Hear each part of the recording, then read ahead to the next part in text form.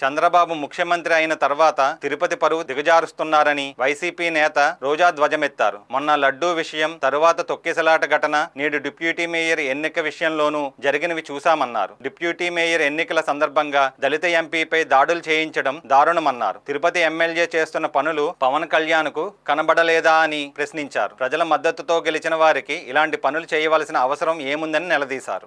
కూటమి ప్రభుత్వంలో చంద్రబాబు నాయుడు గారు ముఖ్యమంత్రి అయిన రోజు నుంచి తిరుపతి పరువు ప్రతిష్ట ఎలా దిగజారుస్తున్నారో లడ్డూ విషయంలో చూసాం. మొన్న మనుషులు చనిపోయిన విషయం మనం చూసాం.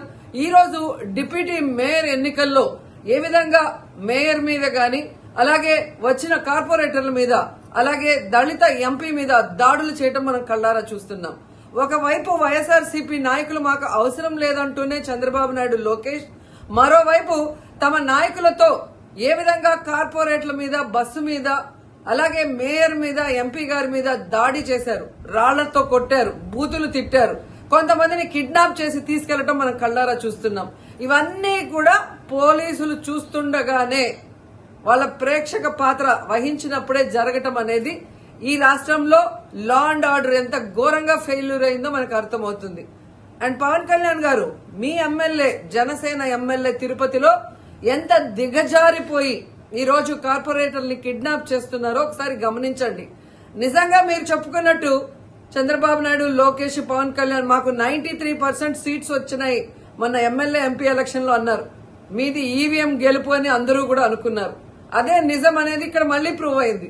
ఎందుకంటే నిజంగా ప్రజల ఓట్లతో మీరు 93% సీట్లు సంపాదించుంటే ఈ రోజు ఒక డిప్యూటీ మేయర్ పోస్ట్ కి ఇంత రాద్ధాంతం చేసి, ఈ విధంగా రౌడీజం, గుండాయిజం చేసి కిడ్నాప్ చేయాల్సిన అవసరం ఉందా అని నేను అడుగుతున్నా. మీకు దమ్ము ధైర్యం ఉంటే, ప్రజలు మీ పక్షాన ఉన్నారు, మీ ప్రభుత్వం సక్రమంగా పనిచేస్తుంది, ఇచ్చిన హామీలు నెరవేరుస్తుంది అని మీరు నమ్ముంటే ఈ కార్పొరేటర్లతో రాజీనామా చేయించి మీ గుర్తు మీద గెలిపించుకొని మీరు ఎన్నికలు జరిపించుంటే ప్రతి ఒక్కరు మిమ్మల్ని శభాష్ ఉంటారు.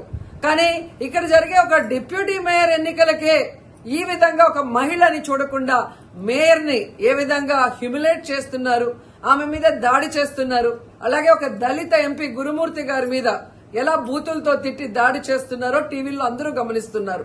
సో మీరు ఫెయిల్యూర్ అయ్యారు. ఈ 7 నెలల కాలంలో ప్రజలు మిమ్మల్ని అసహించుకుంటున్నారన్న విషయం తెలిసి ఇలా దిగజారుడు రాజకీయాలు, రౌడీ రాజకీయాలు చేయాలనుకోవటం నిజం కాదని నేను అడుగుతున్నా. ఒకవైపు ఎలక్షన్ కమిషన్ మేము రిక్వెస్ట్ చేస్తున్నాం, ఇలాంటి కూటమి ప్రభుత్వం చేసే ఈ దారుణాలకి ఫుల్ స్టాప్ పెట్టండి. ఎవరైతే ఈరోజు దాడి చేశారు, బూతులు తిట్టారు, కిడ్నాప్ చేశారో ఆ తెలుగుదేశం, జనసేన నాయకులందరూ కూడా టీవీల్లో కనిపిస్తున్నారు. వాళ్ళందరినీ కూడా అరెస్ట్ చేసి వాళ్ళకి పనిష్మెంట్ ఇవ్వాలి. అలాగే ఎన్నికలు, డిప్యూటీ మేయర్ ఎన్నికల్ని ప్రజాస్వామ్యబద్దంగా నిర్వహించాలని ఈసీని డిమాండ్ చేస్తున్నాం. అలాగే చంద్రబాబు నాయుడు, లోకేష్, పవన్ కళ్యాణ్ కి తెలియజేసుకుంటున్నాం, మీకు ప్రజల పక్షాన నిలబడి ప్రజలకి మంచి చేశాము అన్న నమ్మకం ఉంటే, మీకోసం ఎవరైనా వస్తే వాళ్ళతో రాజీనామా చేయించి మీ పార్టీ గుర్తు మీద మీరు ఎన్నికలకి వెళ్ళండి. 3 పార్టీలు ఉన్నాయిగా, బీజేపీ, తెలుగుదేశం, జనసేన. మరి మీకు ప్రజలు ఓట్లేస్తారన్న నమ్మకం లేదా? లేదా ప్రజాబద్దంగా గెలిచిన కార్పొరేటర్లతో మీరు రిజైన్ చేయిస్తే వాళ్ళు గెలుస్తారన్న నమ్మకం లేదా అని ప్రశ్నిస్తున్నాను.